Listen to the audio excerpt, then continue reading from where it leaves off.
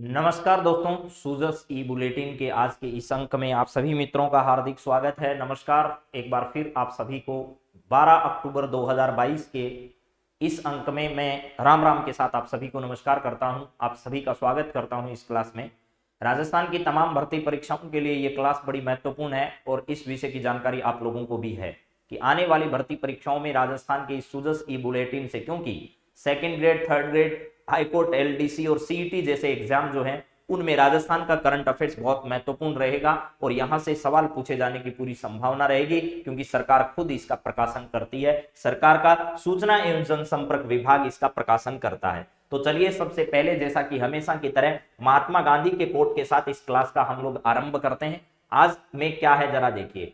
श्रमिक के दोनों हाथ जो हासिल कर सकते हैं, श्रमिक के दोनों हाथ जो हासिल कर सकते हैं, पूंजीपति अपने सोने चांदी से कभी नहीं पा सकते। यानी एक श्रमिक अपने दोनों हाथों से जो कुछ हासिल कर सकता है वो कोई बड़ा पूंजीपति कभी भी हासिल नहीं कर सकता है। उसके हिस्से में ये सब चीजें कभी आ ही नहीं सकती है, ऐसा यहां पर कहा गया है। तो आप सभी मित्रों को बहुत बहुत नमस्कार। शुरुआत करते हैं आज के ई सूजस बुलेटिन के इस महत्वपूर्ण क्लास में। सबसे पहले सरकार ने क्या बताया है कल जरा देखिएगा। यहां लिखा हुआ है, राजस्थान सरकार ने किसानों को बकाया ऋण और पशु बीमा पर अनुदान मिलेगा। देखिए राजस्थान में क्या क्या घोषणाएं सरकार के द्वारा की गई है, यहां पर आपके सामने है। भूमि विकास बैंक के ऋणी किसानों को बकाया पर 50% ब्याज मुफ्त दिया जाएगा, प्रतिशत ब्याज माफ किया जाएगा। यानी सरकार ने यह कहा है कि जिन किसानों ने क्या कर रखा है, सहकारी भूमि विकास बैंकों से ऋण ले रखा है, उस ऋण में किसानों को जो ब्याज है उस पर 50% ब्याज अब सरकार क्या करने वाली है, माफ करने वाली है, ऐसा सरकार ने कहा है। और दीर्घकालीन ऋण का समय पर चुका करने पर किसानों को 5% ब्याज पर अनुदान पहले से ही मिल रहा है। तो सरकार की पहली बड़ी बात आज की क्या है, किसानों को ब्याज जो है उस पर 50% छूट दी जाएगी अगर किसानों ने कोई भी भूमि बैंक जो है उससे ऋण अगर ले रखा है तो। इसके अलावा अगर कोई किसान 2019 से 22 तक जो ऋण है उन ऋणों में ले रखा और समय पर अगर उसने ऋण चुकाए तो ब्याज में 5% की उसे क्या मिलेगी, छूट मिलेगी। इसके अलावा पशुओं के लिए बीमा क्लेम जो है वो सरकार ने क्या किया है, प्रीमियम पर किसानों को 70% सब्सिडी, पशु की मृत्यु पर 50,000 रुपए तक का बीमा कवर दिया जाएगा। पशुधन बीमा योजना के तहत अगर किसी किसान ने अपने पशु का बीमा करवा रखा है, चाहे वो भैंस हो, गाय हो, कोई भी पशु हो किसान के पास, उस पशु का अगर उसने राजस्थान पशुधन बीमा योजना के तहत बीमा अगर करा रखा है तो सरकार उसको क्या करने वाली है, नीचे आ जा भैया, भाग मत, है ना, ऐसे काम नहीं चलने वाला। हमारे सब मित्र जो है ना वो आपकी हालत खराब कर देंगे फिर। इसके तहत बीमा कराने पर सरकार 70% अनुदान दे रही है। यानी 100 रुपए अगर लेते हैं तो 70 रुपए सरकार दे रही है, 30 रुपए ही किसान को देने हैं। और अगर पशु की मृत्यु हो जाती है तो पशुपालक को 50,000 रुपए तक का जो है वो उसमें बीमा क्लेम जो है वो दिया जाएगा। इसमें योजना में 2 प्रकार के पशुओं का बीमा कराया जा सकता है, जिसमें बड़े पशुओं में गाय है, भैंस है, घोड़ा है, ऊंट है, गधा है, खच्चर है, बैल है, व छोटे पशुओं में भेड़, बकरी, खरगोश, सुअर आदि पशु इसमें शामिल किए गए हैं। पशु बीमा के लिए नजदीकी पशु चिकित्सालय में संपर्क किया जा सकता है। बीपीएल, एसटी, एसटी वर्ग के पशुपालकों को प्रीमियम की 30% राशि देनी होगी, शेष 70% राशि सरकार खुद वहन करेगी। अन्य वर्ग के किसानों को बीमा प्रीमियम पर 50% अनुदान दिया जाएगा। यानी सरकार ने 2 कैटेगरी कर दी अब, बीपीएल, एसटी, एसटी जो वर्ग है उनको तो 70% सरकार छूट देगी, 30% यानी 100 रुपए बीमा के अगर लगते हैं तो 30 रुपए ही बीमा करवाने वाले पशुपालक को देने होंगे, 70 रुपए सरकार देगी। ऐसे ही अगर अन्य किसी वर्ग का है तो 50 रुपए उसको खुद वहन करना पड़ेगा और 50 रुपए उसमें सरकार देगी। इसके अलावा सर और क्या कंडीशन है, पशुओं की कीमत का निर्धारण कैसे किया जाएगा, इसमें है दुधारू पशुओं के लिए कीमत का मूल्यांकन पशु के स्वास्थ्य और दूध क्षमता के आधार पर किया जाएगा। गाय न्यूनतम 3,000 रुपए प्रति लीटर दूध पर अधिकतम 40,000 रुपए तक का बीमा क्लेम दिया जाएगा। भैंस अगर न्यूनतम 4,000 रुपए प्रति लीटर दूध पर उसे अधिकतम 50,000 रुपए तक का बीमा क्लेम दिया जाएगा। और इसके अलावा भार भाग जैसे घोड़ा है, गधा है, खच्चर है, अगर उसकी कीमत 50,000 रुपए तक की होगी तो उसे बीमा क्लेम दिया जाएगा। छोटे पशु सुअर, भेड़ और कीमत 5,000 रुपए तक की उसमें मानी जाएगी। बीमा प्रीमियम पशुपालकों द्वारा 3 साल तक का बीमा कराया जा सकता है। पशु की निर्धारित कीमत 4.42% प्रीमियम देकर 1 वर्ष और 7.90% प्रीमियम देकर 2 वर्ष और 10.85% प्रीमियम देकर किया जा सकता है। देखिए सामान्य किसान को ये बातें बहुत मुश्किल से समझ में आएगी, लेकिन आपको यही समझना है कि कीमत का निर्धारण तो ऐसे होगा। पशु की कीमत क्या है आज की तारीख में, गाय है मान लो तो वो न्यूनतम 3,000 रुपए प्रति लीटर दूध पर वह अधिकतम 40,000 रुपए तक है, उसकी कीमत जो है वो 3,000 रुपए से लेकर के 40,000 रुपए तक की गाय की जो है वो प्रति लीटर दूध की क्षमता के हिसाब से उसकी कीमत का निर्धारण किया जाएगा। भैंस की न्यूनतम 4,000 रुपए तक 50,000 रुपए की कीमत का निर्धारण होगा। अब जो कीमत होगी उस पशु की, उस कीमत का कितना 4.42% प्रीमियम देकर ही उसकी बीमा कराई जा सकती है। 7.90% प्रीमियम देकर 2 वर्ष के लिए, ये 1 वर्ष के लिए, और 10.85% प्रीमियम देकर भी लंबे समय तक इसकी कराई जा सकती है बीमा। तो ये तो पहले तो आपको बीमा करानी पड़ेगी वो राशि देकर, फिर उसमें से 50% अन्य वर्ग जो बच गए हैं उन वर्गों के लिए सरकार क्या करेगी, आपको सहायता उपलब्ध कराएगी, और जो SC/ST कैटेगरी है उनको सरकार 70% तक का इसमें क्या देने वाली है, अनुदान देने वाली है। तो ये योजना समझने में थोड़ी मुश्किल भरी है लेकिन ये बीमा क्लेम सरकार के द्वारा इसमें दिया जाता है। चलिए अगली बात करते हैं, और क्या है यहाँ पर, रिको क्षेत्र के उद्योगों के लिए एमनेस्टी योजना, निवेश के बेहतर माहौल के लिए छूट अवधि 31 मार्च तक। एमनेस्टी योजना क्या है, राजस्थान में अगर कोई उद्योग लगाता है तो सरकार उसमें जो दस्तावेज विभिन्न प्रकार की रियायत देने का काम जो है, रियायत देने की योजना अवधि का विस्तार अब सरकार ने क्या कर दिया है, 31 मार्च 2023 तक बढ़ा दिया है। यानी मुख्यमंत्री अशोक गहलोत ने कहा है कि औद्योगिक क्षेत्र में स्थित इकाइयों को विभिन्न प्रकार की छूट रियायत जो देने की हमारी अवधि थी उसको हमने 31 मार्च 2023 तक इस एमनेस्टी योजना के तहत क्या कर दिया है, बढ़ा दिया है। 30 सितंबर तक प्रभावी रही इस योजना में दायरा अब सरकार ने बढ़ा दिया है। इस निर्णय से विभिन्न औद्योगिक संगठनों में नए निवेशकों के लिए राहत मिलेगी, ऐसा सरकार ने कहा है। और नई हमने जो नीतियां हैं वो कौन कौन सी जारी की है, MSME एक्ट लेकर आए, नवीन प्रोत्साहन योजना लेकर आए 2019 में, रिप्स 2022 लेकर आए, लघु उद्योग प्रोत्साहन योजना 2019 लेकर आए। ये सरकार ने विभिन्न योजनाएं जो है वो अपने खाते में रखी है। इसके अलावा 21 न्यायालय परिसरों में ई सेवा केंद्र खुलेंगे। अभी मुख्यमंत्री ने घोषणा की है कि 21 न्यायालय जो प्रदेश के हैं उनमें ई सेवा केंद्र जो है वो हम लोग क्या करने वाले हैं, खोलने वाले। और कहां कहां पर खुलेंगे वो जिलों की लिस्ट भी सरकार ने अलग अलग दी है, अजमेर, अलवर, बाड़मेर, बूंदी, चूरू, जयपुर, जैसलमेर, जालोर, झुंझुनू, जोधपुर, पाली और राजसमंद। यानी 21 ऐसे न्यायालय हैं जहां पर ई सेवा केंद्र खोले जाएंगे। अभय क्या है, यह है सतर्क है हमारा राजस्थान। सभी जिलों में कमांड एवं कंट्रोल सेंटर स्थापित किए जाएंगे और 7800 ऑनलाइन व 480 ऑफलाइन कैमरों से सतत निगरानी सरकार के द्वारा रखी जाएगी। अभी दीपावली और ये जो त्योहारों का सीजन चलेगा इसके अवसर पर सरकार विभिन्न प्रकार के निगरानी कार्यक्रम भी चलाएगी। अगला क्या है, राज्य सरकार सोलर पार्क के लिए कोल इंडिया से समझौता करेगी। ये अच्छी खबर है, आप लोग इसको परीक्षा की दृष्टि से अच्छी बता रहा हूं, बाकी आपको अच्छे से क्या लेना है, अभी तो सिर्फ परीक्षा में क्या अच्छा क्या खराब है वो आपको समझना है कि परीक्षा की दृष्टि से इंपोर्टेंट है या नहीं। राज्य सरकार सोलर पार्क के लिए कोल इंडिया से समझौता करेगी। राज्य सरकार राजस्थान में थर्मल पावर प्लांटों में कोयले की बचत एवं प्रदूषण की कमी के लिए सौर ऊर्जा को बढ़ावा दे रही है। इसके लिए सौर ऊर्जा नीति सहित अन्य योजनाओं के जरिए सौर ऊर्जा उत्पादन को प्रोत्साहित किया जा रहा है। इसी कड़ी में 13 अक्टूबर को राजस्थान विद्युत उत्पादन निगम ने एवं कोल इंडिया लिमिटेड के बीच में 1190 मेगावाट क्षमता की सौर परियोजना स्थापित करने के लिए सहमति पत्र पर हस्ताक्षर किए गए हैं। और इसके अलावा कई और भी समझौते हमारे हुए हैं। प्रदेश की सरकारी उपक्रम राजस्थान विद्युत उत्पादन निगम को 2000 मेगावाट सोलर पार्क विकसित करने का लक्ष्य दिया गया है। और बीकानेर के पुंगल तहसील के लिए 4846 हेक्टेयर भूमि आवंटित अभी हाल ही में की गई है।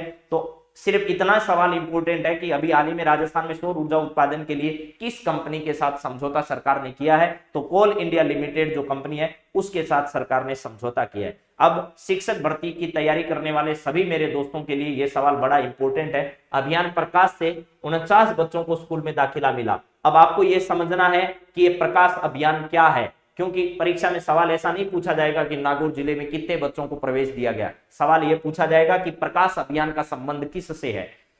नागौर जिला प्रशासन द्वारा शिक्षा से वंचित बच्चों को स्कूल से जोड़ने के लिए अभियान प्रकाश संचालित किया जा रहा है। इसके तहत डीडवाना ब्लॉक में घुमंतु और बंजारा समाज के 49 बच्चों को स्कूल में नामांकन करवाया गया है। देखिए, एक है उजास अभियान। उजास अभियान के माध्यम से जितने भी सरकारी विद्यालय हैं उसमें प्रदेश की सरकार जो है वो प्रदेश की सरकार क्या कर रही है, उनमें बिजली के कनेक्शन उपलब्ध करवा रही है। वहां सौर ऊर्जा के कोई प्लांट लग सकता है तो वो लगा रही है, प्लेटें लगाकर।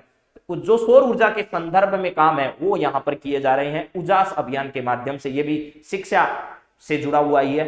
अब इसके द्वारा अगला अभियान है प्रकाश अभियान। ये प्रकाश अभियान नागौर जिले में संचालित है और स्कूलों में जो ड्रॉप आउट बच्चे कह सकते हो या ऐसे बच्चे जो वंचित परिवारों से आते हैं, जिन बच्चों को शिक्षा से कोई लेना देना अब तक नहीं रहा है, उनको शिक्षा से जोड़ने के लिए एक अभियान जो है वो नागौर जिले में चलाया जा रहा है, जिसका नाम है अभियान प्रकाश। ठीक है, सरकारी स्कूलों में है और इसके माध्यम से बच्चों को जो है ना, इन बच्चों को L&T कंपनी के सहयोग से किताबें, copy, pen, pencil, school dress, जूते, पानी की बोतल और टिफिन जैसी सुविधाएं उपलब्ध करा रही, ताकि ये बच्चे जो है वो किसी न किसी माध्यम से स्कूल से जुड़े रहें। अगला है हाथ से मेला ढोने वाले कर्मियों का सर्वे 3 माह में पूरा करवाएंगे, ऐसा राजस्थान सरकार में अभी बैठे अधिकारियों के द्वारा कहा गया है। ठीक है, सामाजिक न्याय व अधिकारिता मंत्री टीकूराम जूली ने कहा है सभी विभाग अनुसूचित जाति उप योजना के तहत पूरी राशि खर्च करके पूरा का पूरा सर्वे जो है वो जल्द से जल्द क्या करवाए, उपलब्ध करवाए। ठीक है भाई।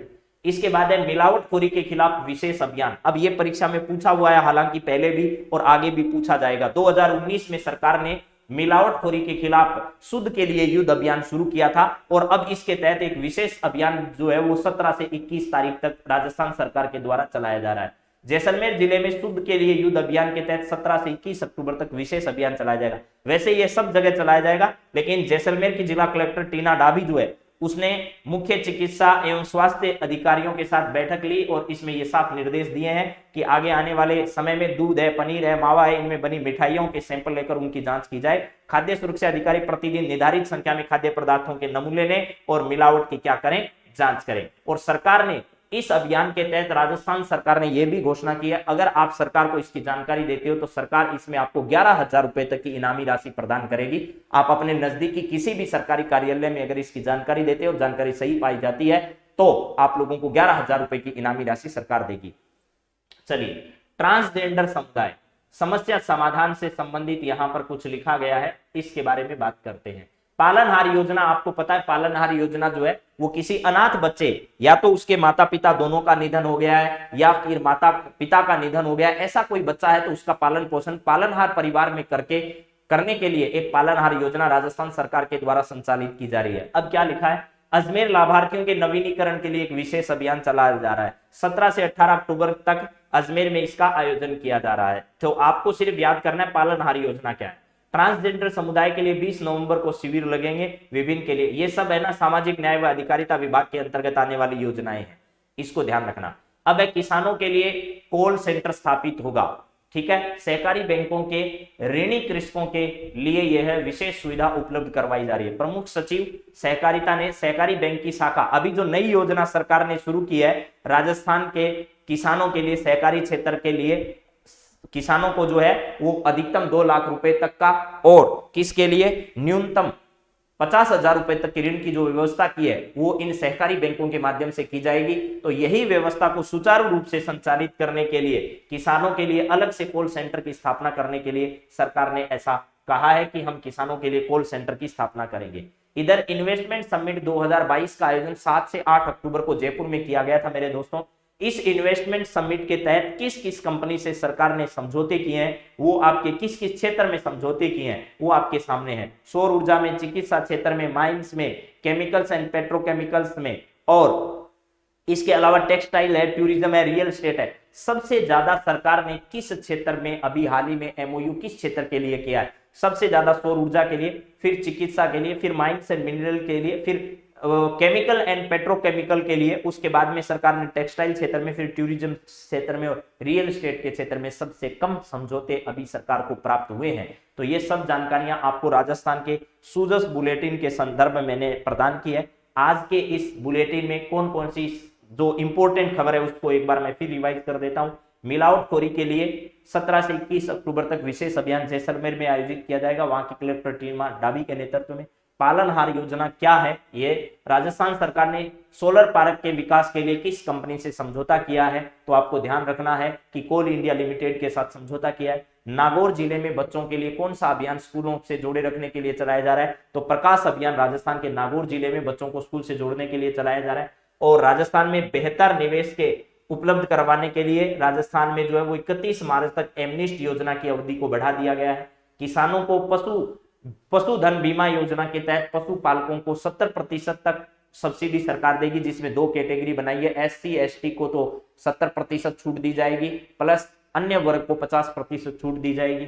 भूमि विकास बैंकों के माध्यम से किसानों को ऋण उपलब्ध करवाया जाएगा। सही समय पर ऋण देने वाले व्यक्ति को 5,000 रुपए की सहायता, और अभी तक जिसका बकाया जमा नहीं करवाया वो जमा अगर बैंक में कराता है तो किसान उसको ब्याज पर 50% की छूट भी देने वाली है, ऐसा सरकार ने घोषणा कर दी है। ये ई सूजस बुलेटिन की कुछ जानकारियां थी। अब मैं आपको कल के ई सूजस बुलेटिन से जुड़े हुए जो सवाल थे उन सवालों का भी रिवीजन करा देता हूं।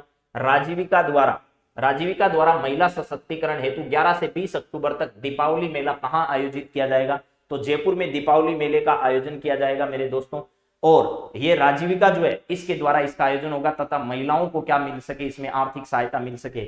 इसकी ब्रांड एम्बेसडर रूमा देवी है, नारी शक्ति पुरस्कार 2018 जीत लिया है, मारवाड़ रत्न से सम्मानित है, राजीविका की ब्रांड एम्बेसडर है। राजीविका के ऑनलाइन प्रोडक्ट राज सखी के नाम से और ऑफलाइन प्रोडक्ट राजस्थली के नाम से मार्केट में उपलब्ध होते हैं। इसके अलावा जैसलमेर, बाड़मेर, जोधपुर के बारे में सारी जानकारी आपको पहले से ही पता है।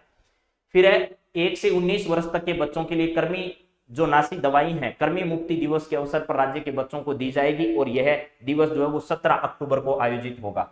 इसके अलावा अगला सवाल था, एक पौधा सुपोषित बेटी के नाम अभियान के माध्यम से सहजन के पौधे अभी राजस्थान के किस जिले में वितरित किए गए हैं, तो यह कार्यक्रम राजस्थान के बीकानेर जिले में आयोजित किया गया था। महिलाओं में आयरन की क्षमता को पूर्ति करने के लिए और एनीमिया रोग से बचाव के लिए यह सब दिया जा रहा है।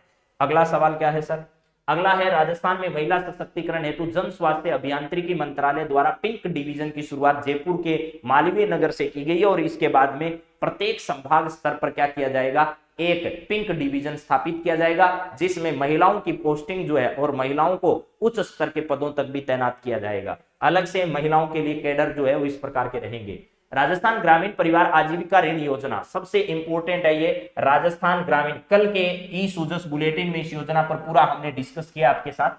राजस्थान ग्रामीण परिवार आजीविका ऋण योजना के तहत सरकार जो है वो अधिकतम अब 2 लाख रुपए और न्यूनतम 50,000 रुपए तक का ऋण उपलब्ध कराएगी। यह योजना सहकारिता मंत्रालय की है और उदय लाल आंजना इस मंत्रालय के मंत्री हैं। इसके बाद अगला सवाल था, वरिष्ठ नागरिक तीर्थ यात्रा योजना के तहत दूसरी ट्रेन राजस्थान में जो है वो कहां से चली, तो जोधपुर से ये ट्रेन जो है वो चली मेरे दोस्तों। और जोधपुर से कहां पर, जगन्नाथपुरी के लिए ये ट्रेन रवाना हुई। पहली ट्रेन जयपुर से रामेश्वरम के लिए पहुंची। राजस्थान के 20,000 लोगों को तीर्थ यात्रा कराए जाने का राजस्थान सरकार का संकल्प है, जिसमें 2,000 व्यक्तियों को एरोप्लेन के माध्यम से और बचे हुए 18,000 लोगों को ट्रेन के माध्यम से जो है वो तीर्थ यात्रा करवाई जाएगी। इसके बाद में अगला सवाल क्या है, यहां पर ये इतने ही सवाल थे जो राजस्थान से रिलेटेड थे। तो चलिए मित्रों, आज की क्लास को ई सूजस बुलेटिन को यहां देते हैं विराम। फिर कल आपसे मुलाकात करेंगे, तब तक आप सभी को बहुत बहुत धन्यवाद। जय सिया राम, राम राम।